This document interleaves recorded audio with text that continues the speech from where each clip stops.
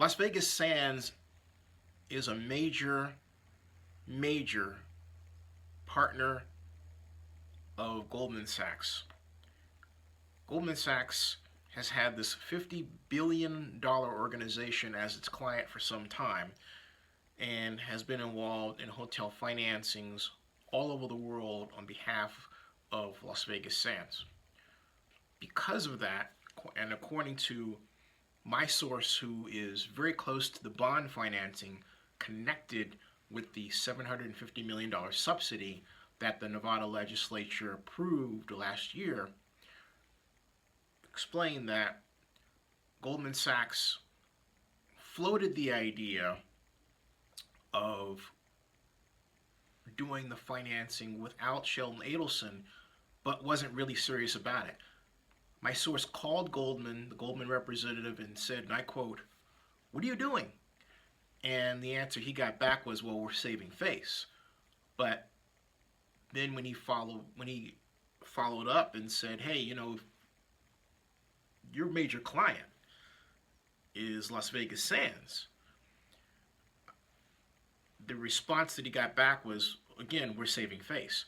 But when he called back to get an update, he got radio silence. The bottom line is that no one wants to piss off Sheldon Adelson in Las Vegas. Alone, he's worth $30 million. Las Vegas Sands, which pulled in $14.5 billion last year alone, is worth an estimated $50 billion, if not more. So Adelson, in trying to pave the way for what he thought would be an easy relocation process with respect to the Raiders leaving Oakland for Las Vegas, quite literally called in every political favor and created new political favors along the way.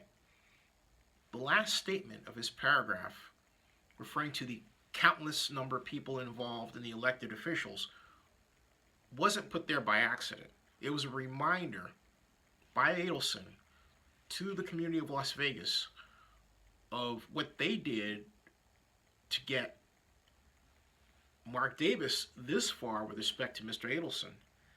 And also a kind of a neat little whisper to them that goes something like this: "Hey, you did this for me, remember that, but don't do it for someone else."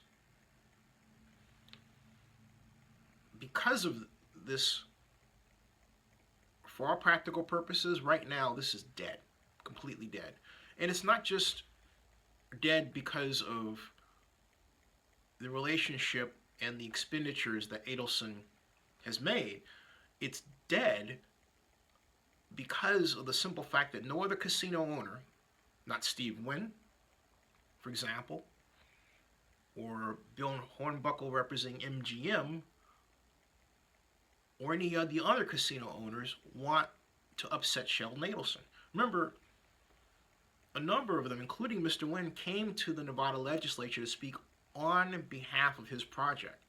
So they're not going to then turn around and try to undercut him by getting involved. And not only that, if they do, they're still casino people. The other problem in Nevada is that it doesn't have a large number of non-casino corporations that would then jump in as huge investors in this project, as Adelson was willing to do. So, and again, there's the issue of Mark Davis and how the Raiders handled this and the political problems that were caused because of the way they handled it. It's enormous. Enormous. Absolutely enormous. Now, as my source told me, the way the legislature wrote the bill, and my friend was involved in the drafting of that bill, it doesn't name a team or an organization or an investor, which means that another NFL team could be called in. Another whole different type of group. That is a possibility only given the way the legislature wrote Senate Bill 1. That's it. I'm not saying that'll happen at all. I'm saying that my source tells me that they left the legislation written in an open-ended way to allow that to happen. Now, as to whether or not it will happen is another story. But including the Oakland Raiders, no. My source did say that it's hard for him to accept the idea that the Raiders are going to just step out of it because of the amount of money that was spent on consultants and everything else.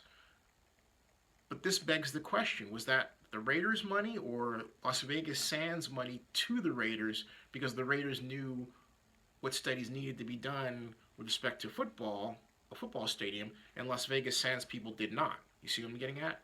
And if that's the case, and Adelson's pulled the plug, then that even further jeopardizes the Raiders' position. All right, stay tuned. But forget the Raiders in Las Vegas.